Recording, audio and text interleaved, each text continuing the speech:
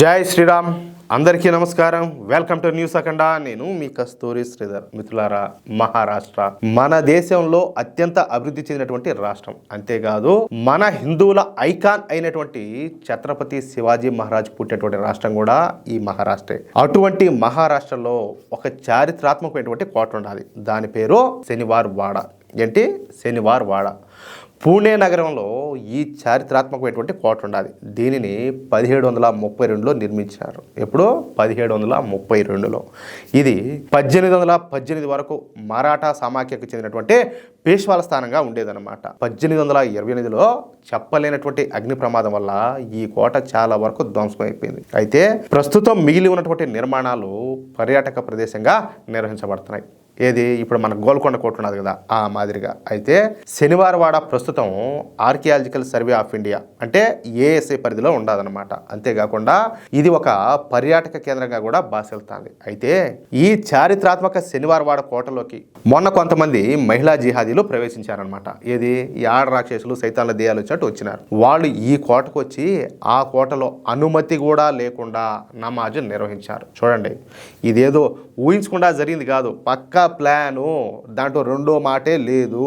దీంతో ఈ జిహాదీ మహిళలో నమాజ్ చేసినటువంటి వీడియోను కొంతమంది సోషల్ మీడియాలో అప్లోడ్ చేశారు. ఇదంతా కూడా చెప్పినా కదా, ఉద్దేశపూర్వకంగానే చేసినట్టు కనిపిస్తుంది. ఇకపోతే ఈ వీడియో కాస్త మహారాష్ట్రలో వైరల్ అయిపోయింది అనమాట. దీంతో ఒక్కసారిగా హిందూ సంఘాలన్నీ కూడా బొగ్గుమన్నాయి. ఒక చారిత్రాత్మకమైనటువంటి హిందువుల కోటలో జిహాదీలు వచ్చి అనుమతి కూడా లేకుండా నమాజ్ చేయడం ఏందని చెప్పేసి హిందువులందరూ కూడా తీవ్ర ఆగ్రహానికి గురైనారు. దీంతో ఈ విషయం పైన రాజకీయ రాగడైతే మొదలైంది. ఎలాంటి విషయాలను చూస్తా ఊరుకోకూడదని చెప్పేసి హిందూ సంఘాలన్నీ కూడా మండిపడినాయి. దీంతో ఈ విషయం పైన అక్కడ అనుమతులు లేకుండా నమాజ్ చేసినటువంటి మహిళలపైన పోలీసులంతా కూడా కేసులు పెట్టారు. సరిపోయిందా? అయితే ఈ విషయం పైన హిందూ సంఘాల ఆగ్రహం మాత్రం చల్లారలా. దీనికి కారణం కూడా ఉండదు, చెప్తా. దీంతో వెంటనే రంగంలోకి దిగినటువంటి భారతీయ జనతా పార్టీ రాజ్యసభ ఎంపీ అయినటువంటి మేధా కులకర్ణి గారు తన సోషల్ మీడియాలో ఈ వీడియోని షేర్ చేస్తా, ఇది చారిత్రాత్మక వారసత్వాన్ని ఖచ్చితంగా అవమానించడమే, ఇదేం ఊరికే జరిగింది కాదు. అంతేకాకుండా ఆవిడ ఏం చేసిందంటే పెద్ద సంఖ్యలో హిందువులందరినీ కూడా ఆ శనివారవాడ కోటకు తీసుకొని పోయి అక్కడ ధర్నా నిర్వహించారు. అలాగే శనివారవాడలో ఎక్కడైతే ఆ జిహాదీ మహిళలు నమాజ్ చేశారో ఆ ప్రాంతాన్నంతా కూడా గోమయంతోనూ గోమూత్రంతోనూ శుద్ధి చేశారు. అంతేకాకుండా అక్కడ శివమంత్రాలు కూడా చేపించారు. ఎందుకంటే మీకు అర్థమవుతుంది కదా, అపవిత్రం అయిపోయిందని. కాబట్టి శుద్ధి కార్యక్రమాలన్నీ కూడా జరిగిపోయినాయి. ఈ సందర్భంగా ఈ మేధా కులకర్ణి గారు మాట్లాడుతా, శనివారవాడ నమాజ్ చేసేటటువంటి ప్రదేశం కాదు, ఇది చాలా దురదృష్టకరం. ఈ ఘటనకు పాల్పడిన వాళ్ళపైన కఠిన చర్యలు అయితే తీసుకోవాలా. అర్థమవుతుందా? శనివారవాడ కోట దగ్గర ఒక మందిరం కూడా ఉండదు. ఆ ప్రాంతం దగ్గర ఒక సమాధిని కట్టారు. చూడండి, ఏమన్నా సంబంధమా శనివారవాడకు ఒక సమాధికా? దానికి హజ్రత్ ఖ్వాజా సయ్యద్ దర్గా అని చెప్పేసి పేరు పెట్టే బోర్డుని ఏర్పాటు చేశారు. ఏం చెప్పాలా? అది తప్పు ఎవరు చెప్పండి? మన చేతకంతనం కాదు అది. వాళ్ళు వచ్చి ఆడు సమాధి కట్టారు, వాళ్ళు వచ్చి ఆడు బోర్డు పెట్టారు, వాళ్ళు ఈరోజు వచ్చి నమాజ్ చేస్తారు, రేపు అది ఒక బోర్డు ల్యాండింగ్ అని అంటారు. అదే జరిగేది. మనమేమో మూసుకొని చూస్తా ఉందాము, ఫోటోలు తీసుకుంటా, వీడియోలు తీసుకుంటా, సోషల్ మీడియాలో అప్లోడ్ చేసుకుంటాం. కనీసం ఒక అన్యాయం జరుగుతా అంటే ఒక దుర్మార్గం, అది కబ్జా, అది కుట్రపూరితంగా కాదు. మన స్థలాన్ని మన వారసత్వ కట్టడాన్ని వాళ్ళు ఏదో వాళ్ళు దొబ్బేయాలని చెప్పి చూస్తారు. దానికి వ్యతిరేకంగా మనకు ఫైట్ చేయాలి కదా. అయితే ఈ విషయం పైన ఏది చాలా సార్లు అధికారులకు నేను చెప్పిన, కంప్లైంట్ ఇచ్చిన, దర్యాప్తు చేయమని చెప్పుకున్నా, కానీ వాళ్ళు ఏమీ కూడా చేయలే. కానీ ఈ రోజు మేము శనివారవాడకు వెళ్ళి అక్కడ మా కాషాయ జెండాను ఎగిరేయడానికి ప్రయత్నం చేశాం, కానీ అధికారులు మమ్మల్ని వచ్చి ఆపినారు. ఇది పత్యాపారం అంటే. ఈ వ్యక్తులు ఎక్కడైనా నమాజ్ చేసి దాన్ని వక్ఫ్ ఆస్తిగా చేర్చడానికి ప్రయత్నాలు అయితే చేస్తారు. ఇప్పుడు జరుగుతుంది కూడా అదే. తర్వాత దానినే స్వాధీనం చేసుకుంటారు. హిందూ సమాజం దీనిపైన అవగాహనకు రావాల్సిన అవసరం అయితే ఉండాలి. అలాగే మహారాష్ట్ర మంత్రి అయినటువంటి నితీష్ రాణే కూడా ఈ ఘటన ఖండించారు. మామూలుడు కాదు, ఈయనైతే భలేవాడు, అమ్మ కొట్టేట్టు మాట్లాడతాడంటే. హాజీ అలీలో హిందువులు హనుమాన్ చాలీసా చదివితే ముస్లింల మనోభావాలు దెబ్బతింటాయా? దెబ్బతినవా? ఖచ్చితంగా దెబ్బతింటాయి. ఎందుకు దెబ్బతినవా? వాళ్ళు ఎందుకు ఒప్పుకుంటారు? మన మాదిరి వాళ్ళు ఏమైనా పొరంబోకలా? కాదు కదా. వాళ్ళు బాగా తెలివిన వాళ్ళు ఒప్పుకోరు కదా. అయితే ఈ విషయం పైన సెక్యులర్ పార్టీ అయినటువంటి ఎన్సీపీ పార్టీకి చెందినటువంటి ఎన్సీపీ అధికార ప్రతినిధి అయినటువంటి రూపాలి పాటిల్ తోమ్రే మాట్లాడతా బీజేపీ రాజ్యసభ ఎంపీ అయినటువంటి మేధా కులకర్ణి చేసినటువంటి పనితీరు మత ఘర్షణలో రెచ్చగొట్టేటిగా ఉన్నాయంట. అంటే వదిలిపారదబ్బాల శనివారం వాడాను వాళ్ళకి వదిలేసి మీరు నమాజులు చేసుకోమండి, మేము వాడికి ఏడికన్నా పోయి మేము చెగ్గొట్టుకుంటామని చెప్పాలా.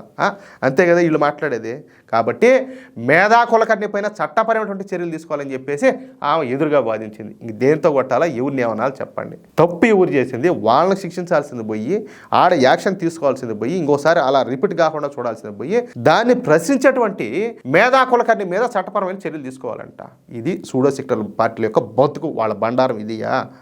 శనివారం వాడ ఏఎస్ఐ పరిధిలోనే రక్షిత కట్టడం, అక్కడ దాని నిబంధనలే వర్తిస్తాయి. నిబంధనలు ఉల్లంఘిస్తే పోలీసులు జిల్లా కలెక్టర్ చర్యలు తీసుకుంటారు. తామే ప్రభుత్వం అని చెప్పేసి ఎవరు భ్రమపడకూడదు అంటూ హిందువులకు నీతులు చెప్పే ప్రయత్నం చేసింది ఈవిడ గారు. సరే బాగానే ఉండాలి. రేపు నీంటే ఎవరైనా కబ్జా చేస్తారు, లేకపోతే ఏమన్నా చేస్తారు, నువ్వు ఫస్ట్ వాళ్ళని క్వశ్చన్ చేస్తావా, ఇది తప్పు ఈ విధంగా జరిగిందని చెప్పి నువ్వు మాట్లాడతావా, ఎదురు తిరుగుతావా, ఫైట్ చేస్తావా, లేకపోతే నేను చట్టాన్ని కాడికి తీసుకొని పోతాను, నేను పోలీసులకు చెప్తాను, నేను కలెక్టర్ చెప్తానని చెప్పేసి నువ్వు ఫస్ట్ వాళ్ళని కాంటాక్ట్ అవుతావా, ఏది వీళ్ళకి వదిలేసి ఏం చేస్తావు నువ్వు, నీ స్థలం అయితే అదే పని చేస్తావా? ఎందుకు ఇట్లా పొరంబోక మాటలన్నీ మాట్లాడి మా అసహ్యాన్ని పెంచుతారు రోజు రోజుకు మీ మీద? ఏ కాదు, హిందువులు చేసిన పాపం ఏంది మీకు అర్థం కావట్లా. ఈ రోజు వాళ్ళ బలం పెరిగిన దాకానే మిమ్మల్ని అడ్డపెట్టుకుంటారు. రేపు వాళ్ళ బలం పెరిగిందంటే మీరు బొచ్చుగానే అవసరం లే, మిమ్మల్ని అయితే పక్కన దొబ్బి రేపు అదే నియోజకవర్గం నుంచి వాళ్ళ సామాజిక వర్గానికి సంబంధించినటువంటి ఇంకొక వ్యక్తితో ఇంకొక మహిళలో పోటీ చేస్తారు. మీరు పోయి ఆడాన ఉండాలి. మళ్ళీ అర్థమవుతుందా? అప్పుడు రాజ్యాధికారం వాళ్ళ చేతల్లోకి వచ్చింది అనుకో, మేం కాదు మేము ఫైట్ చేస్తాం.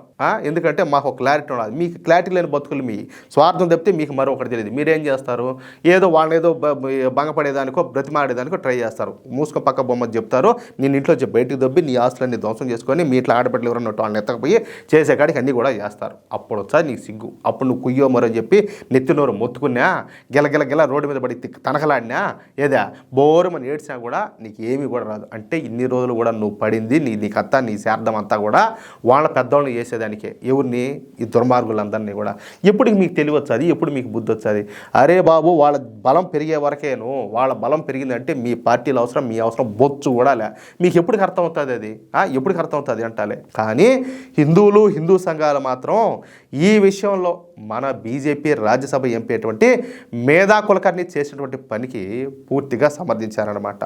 మేధా కులకర్ణి చేసింది 100కి 100 పాళ్ళు సరైంది అని చెప్పేసి బల్లగుద్దినట్టు చెప్తారు. వాస్తవమే కదా. ఇక ఆమె తప్పు పడితే మన బతుకులకు అర్థం లేనట్టు. అంతేకాకుండా ఇక నుంచి హిందువులకు సంబంధించినటువంటి శనివారం వాడాలోకి ఈ జిహాదీలు ప్రవేశించకుండా కొత్త నిబంధనలు తీసుకురావాలని చెప్పేసి మన హిందూ సంఘాలన్నీ కూడా డిమాండ్ చేస్తున్నాయి. మొత్తం మీద మన హిందూ సంఘాలు మహారాష్ట్రలో ఫుల్ గేర్లేకైతే వచ్చినాయి. ఎవరైనా హిందువులకు వ్యతిరేకంగా మాట్లాడినా, ఏదైనా పనులు చేసినా వాళ్లకు ధైర్యంగా తగిన రీతిలో సమాధానం అయితే ఇస్తారు. మనకు కావాల్సింది కూడా ఇదే. మనం ఒకరి జోలికి పోవాల్సిన పల్లె, ఒకరినేం అనాల్సిన పల్లె. మన జోలికి ఎవరైనా వచ్చారంటే పొంగబెట్టి తొక్కడమే, అంతే. అట్టుండాల. లేదంటే మనకు భవిష్యత్తు అనేదే ఉండదు. అర్థమైందా మిత్రులారా? ఈ న్యూస్ కనుక మీకు నచ్చినట్లయితే, అలాగే నా మాటలతో మీరు ఏకీభవించినట్లయితే ఖచ్చితంగా ఈ న్యూస్ నలుగురికి షేర్ చేయండి. ఈ వీడియోకు సంబంధించి మీ యొక్క అమూల్యమైనటువంటి అభిప్రాయాలను తప్పనిసరిగా కామెంట్ రూపంలో తెలియజేయండి. ఇంకో విషయం ఏంటంటే, ఇంతవరకు మీరు కనుక మన ఛానల్ను సబ్స్క్రైబ్ చేసుకున్నట్లయితే ప్రతి ఒక్కరూ కూడా మన ఛానల్ను సబ్స్క్రైబ్ చేసుకోండి, సపోర్ట్ చేయండి ప్లీజ్. జై శ్రీరామ్, జై హింద్.